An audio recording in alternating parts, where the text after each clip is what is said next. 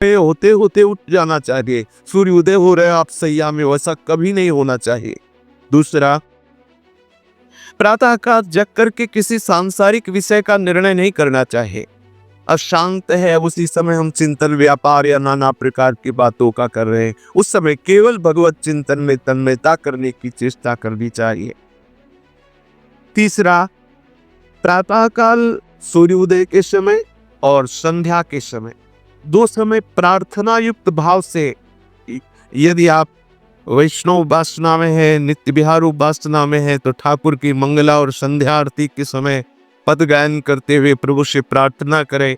यदि आप सनातन धर्मी उपासना में हैं तो आप संध्या करते हुए, गायत्री जप करते हुए उस समय प्रभु से प्रार्थना करें कि हमारे जीवन की संध्या होने जा रही है, अभी हमारी आपकी संधि नहीं हुई, हमारा मन विषयों में फिसल रहा है, नाथ स्वीकार कर लो। हे पतित पावन, मुझ पतित को अपने सागित्य का अनुभव कराओ। आप हमारे हृदय में हो, ऐसा मैं अनुभव कर पाऊं। आपका ही सारा विलास, आप सारे जगत का स्वरूप हो, ऐसा मुझे अनुभव करा दो। प्रार्थना करनी चाहिए।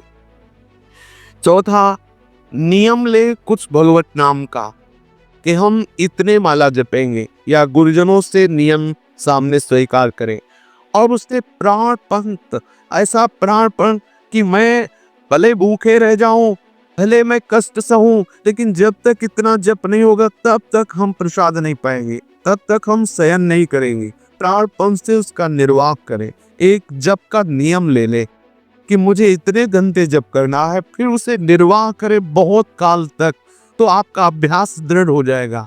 आपके लिए बहुत सहज हो। नियम में बहुत बड़ी ताकत है। जो नियम से नहीं जपते हुए तो आज 50 माला जपा, फिर 5 दिन बिल्कुल नहीं जपा, ठीक नहीं है ऐसा। आप एक छोटा नियम ले, लेकिन उसको प्राणपण से निर्वाह करें, फिर बड़ा और पढ़ावे, फिर और पढ़ावे, फिर धीरे धीरे हर श्वास, हर मिनट, हर क्षण भजन चलने दे। आप सिद्ध हो गए थे। प्रतिश्वर भजन चल रहा है, अखंड भजन चल रहा है, निरंतर भजन चल रहा है, सहज स्वभाव बन गया भजन करने का। यही तो सिद्धावस्था है। पर ये आएगा तभी जब आप नियम से दृढ़ता पूर्वक भजन करेंगे। फिर कुछ शास्त्रों का नियम होना चाहिए, नित्य स्वाध्याय का। गीता जी है, भागवत जी है, रस रही वाणियां हैं आचार्यों की, उनका नियम होना चाहिए। जान करके कभी भी किसी का किसी तरह से बुरा तुमसे ना होने पावे, यदि आप भगवत प्राप्ति करना चाहते हैं। शरीर से कोई बुरा आचरण न बनने पावे, वाणी से कोई बुरा शब्द न निकलने पावे, और मन से कोई बुरा संकल्प ना होने पावे। कठिन है मन को पचा पाना, किसी के लिए बुरा संकल्प ना हो। तो जिस समय मन किसी का अहित सोचने लगे, सावधान रहोगे तो बात बन जाएगी। उसी समय पुकारने लगो, राधा राधा राधा राधा, ये क्या सोच रहा है मन। उसी समय मन की वो बुरा सोचने की वृत्ति नष्ट होने लगेगी। मन से भी हम किसी का बुरा ना सोचे, तन से हम किसी का बुरा ना करें, वचन से भी हम किसी को बुरा ना बोले। अगर हम ऐसा आचरण करेंगे तो बहुत शीघ्र हम प्रभु के सुमिरन में मगन हो जाएंगे। फिर है, जहां तक हो सके झूठ बोलने से बचे उपासक। कुछ लेना देना नहीं, फिर भी झूठ बोल रहे हैं, क्यों? अरे सत्य मार्ग में चल रहे हैं तो थोड़ा संभल के बोलो। क्या जरूरी है झूठ बोलना? अगर हमारी बात सत्य बोलने से बन रही तो हम झूठ क्यों बोले? और किसी क्यों भय, कौन सी बात का भय, हम झूठ क्यों बोले? झूठ से हमारा व्यवहार पुष्ट होगा। अगर हम सत्य बोल देते, व्यवहार नष्ट होता। अच्छा ही तो हुआ श्री जी के भजन में एकांत अवसर मिलेगा। साधक को चाहिए कि सत्य बोलने का स्वभाव रखे। फिर कह रहे हैं कि किसी को भी, जो पुरुष साधक हो, वो स्त्री शरीर, किसी भी स्त्री को, जो स्त्री साधक हो, पुरुष शरीर को कभी भी सुंदरता के आरोप भाव से न देखे कि बड़ी सुंदर स्त्री है या बड़ा सुंदर पुरुष है। कहा जहां ऐसी भावना आई तो वहां काम भाव जागृत हो जाता है। स्त्री साधक को अधिक समय तक पुरुष सहयोग में नहीं रहना चाहिए। पुरुष दर्शन से भी बचे। एक बार दृष्टि चली जाए, भगवत भाव से प्रणाम करके दृष्टि नीचे कर लो। ये माया का आकर्षण ऐसा है, कोई कितना भी बड़ा बुद्धिमान विद्वान हो, कितना भी बड़ा साधक हो, अगर ऐसी दृष्टि रखेगा तो उसे अंततोगत्वा विनाश ही होगा। जो इनकी संगति करे अंत होए वो नाश, ये आचार्यों के वचन है। जो पुरुष साधक है वो स्त्रियों की तरफ अचानक दृष्टि चली जाए तो प्रणाम करे, दोबारा सुंदरता का अवलोकन न करे। जो चाहे आपन कल्याणा, सुजस सुमति शुभ गति शुभ नाना, सो पर नार लीलार गोसाई, तजो चौथ के चंद। इसे जीवन में उतारा जाए। ऐसा नहीं कि हम बोल दिए, आप सुन लिए, फिर आप किसी को सुना दिए। इसे जीवन में उतारा जाए तो खुद अनुभव में होगा, खुद आनंद की अनुभूति होगी। किसी की किसी भी तरह से निंदा नहीं करना, ये महापुरुषों के सिद्धांत बताए हैं। यदि सिद्धांत के चले गए तो निश्चित नवधा भक्ति का हमारे हृदय में प्रादुर्भाव हो जाएगा। किसी की भी किसी भी तरह से हमें निंदा नहीं करनी। कभी कभी हम अपनी बड़ाई चाहने के लिए घुमा करके किसी की निंदा कर देते हैं, ये भी हमारे लिए परमार्थ में बहुत हानिकारक है।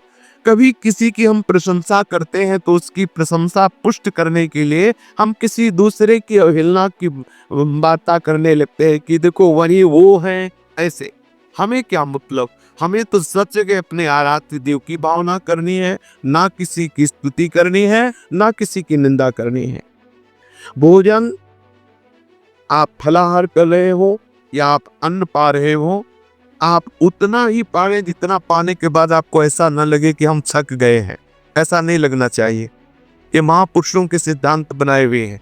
यदि आपको भोजन पाने के बाद ऐसा लग रहा हाँ आप तो थक गए, तो समझो आपने साधना के खिलाफ भोजन किया है। उतना भोजन होना चाहिए पाने के बाद, ठीक है क्षुधा निवृत्ति हो गई, लेकिन ऐसा नहीं प्रतीत हो रहा। अभी अगर आपको और पवाया जाए तो आप पा सकते हैं, इतना पाना चाहिए। इतना कम भी नहीं होना चाहिए कि आपकी वृत्ति भोजन में लगी रहे, आपको साधन में व्यवधान उपस्थित हो। चाहे फलाहार हो या अन्न हो या जल हो, जब आप पा रहे हो उस समय किसी से वार्ता ना करें, उस समय केवल नाम जप करें, क्योंकि वो भोजन जो आप पा रहे हैं जिस संस्कार से युक्त होगा, अगले समय में वो संस्कार आपके ऊपर छा जाएगा। यदि आप गंदे दृश्य देखते हुए भोजन पाएंगे टीवी आदि में, और गंदी बातें करते हुए या नाना प्रकार का कुचिंतन करते हुए, तो वो भोजन जाकर आपके हृदय में वैसा ही प्रभाव डालेगा और आपका भजन बाधित हो जाएगा। भोजन के समय महापुरुषों ने कहा कि ये आपकी भजन की वृद्धि और हानि करने का ठीक समय है। यदि आप भजन करते हुए पा रहे तो आपका भजन बढ़ेगा। भोजन करते हुए कि चलो हमने 20 माला तो कर लिया, आप भोजन पाते, हंसी मजाक शुरू, इधर उधर का चिंतन शुरू, तो आप समझ लीजिए आप आगे के समय के लिए भजन नाश की वृत्ति पैदा कर रहे हैं। पवित्र होकर गुरुदेव भगवान के अनुसार जो मंत्र उपासना मिली उसका चिंतन करते एकाग्र होकर भोजन पाए, उतना ही पाए जितना आपको आवश्यक है, अधिक ना पावे। कभी भी कहीं भी ऐसा लग रहा हो कि दूसरे के हक की वस्तु है तो कभी उसे अपना ले। कभी भी चार साधक बैठ करके किसी का उपहास न करे, हंसी मजाक का वातावरण उपस्थित न करे। गुरुजन सामने पड़े, जय बार पड़े, उनको प्रणाम कहे, इससे अहंकार का नाश होता है। सब जीवों में ये देखे कि हमारे आराध्य देव जो सिंहासन में विराजमान है वही सब जीवों में विराजमान है। ऐसी भावना से जो भी दृष्टि में आए तो उसे मानसिक प्रणाम करने की चेष्टा करें। कभी कोई आपके साथ प्रतिकूल व्यवहार कर दे तो किंचन मात्र क्रोध न करें। यदि क्रोध आ जाए तो जो जप किया है उसमें और जप बढ़ावे दंड के रूप में, कि आज हम 20 माला का नियम ले, लेकिन आज हमें गुस्सा आ गई, आज 20 माला और करेंगे तभी भोजन पाएंगे। नियम ले, अगर क्रोध आ जाए तो आप अपनी उपासना में नियम जोड़ दे। ठीक है आज क्रोध आ गया, आज भोजन नहीं पाना, आज उपवास करके केवल नाम जप करना है। इससे आप क्रोध पर विजय प्राप्त कर लेंगे। पूज्यपाद सूर्य बाबा जी महाराज कहते हैं यदि 1 महीने में एक बार अच्छे से क्रोध कर लिया जाए तो भजन का प्रभाव नहीं पड़ता उसके हृदय में। तो हमें भजन को बचाना है, तो इसलिए जब कभी क्रोध आवे तो डर जाओ। क्रोध करेंगे तो हमारा भजन निष्प्रभावित हो जाएगा। किसी भी जीव से कितना भी पाप हो जाए आप घृणा न करें, और स्वयं का समय निश्चित होना चाहिए उपासक का। अगर स्वयं जब मन आया, कथा में आया तो सो गए, माला में आया तो सो गए, अगर जब कुटिया में खाली है तो सो रहे, ये प्रमाद वाली बात नहीं। स्वयं का एक समय होना चाहिए। अगर आप रात्रि के 11 बजे सोते हैं तो 12, 1, 2, 3, 4 बजे उठ जाएं, 5 घंटे हो गए रात्रि में, और दिन में 1 घंटे विश्राम कर ले, 6 घंटे खूब हो गए। अगर आपको और सोना है तो 10 बजे सो जाइए, तो 7 घंटे हो गए। इसके बाद सोते हैं तो आप साधक नहीं है। शरीर अस्वस्थ हो तो लेट जाना ठीक है, जब शरीर स्वस्थ है तो लेटना नहीं चाहिए। पद्मासन में बैठो, सिद्धासन में बैठो, सुखासन में बैठो, खड़े होकर जब करो, साधना कर रहे, कोई खिलवाड़ कर रहे। एक उदर पोषण करने के लिए लेबर 8 घंटे दौड़ता है तसला लेकर के। विचार कीजिए, एक परिवार का पोषण करने के लिए 8 घंटे गर्मी बरसात धूप ठंडी कुछ नहीं देख रहा, और मालिक की गालियां पा रहा है, 8 घंटे मेहनत करता है केवल उदर पोषण के लिए। हम परम पद के अधिकारी बनना चाहते हैं और प्रमाद करते हैं। नहीं, सावधान, शयन का ठीक समय होना चाहिए, और जो समय निश्चित करें आप।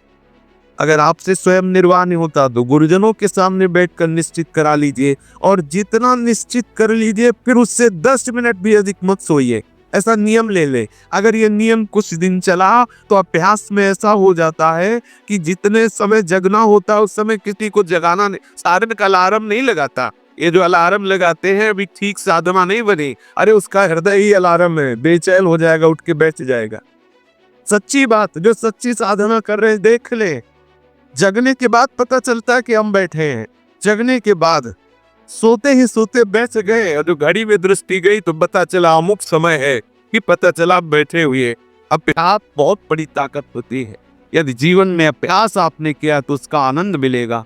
सोते समय भगवत स्मरण करते हुए सो गए तो जगने के समय चेतना जब जागृत हुई तो पता चला आसक्त पे बैठे हुए हैं। ऐसी अभ्यास की बहुत बड़ी सामर्थ्य है। साधक स्वयं का एक निश्चित समय रखे। ये नहीं कि हमें जब तक कोई दरवाजा खटखटाए नहीं तब तक हम सो रहे, बिल्कुल नहीं। और हमें आराम करने की जरूरत नहीं, हमारा आराम भगवत चिंतन में होता है। ठीक समय से लेटे, ठीक समय से जगे, नींद आवे ना आवे हमें उसकी परवाह नहीं, अपने साधन में लग जाना है। इंद्रियां तृप्त हो जाती है, विश्राम पाती है भगवत चिंतन में। साधक की इंद्रियां तपोवन रूपी निद्रा से विश्राम को प्राप्त नहीं करती। साधक की इंद्रियां भगवत चिंतन करते 5 सात्विक सुख में विश्राम का अनुभव करती है। नियम के टूट जाने पर जो आपने नियम लिए हैं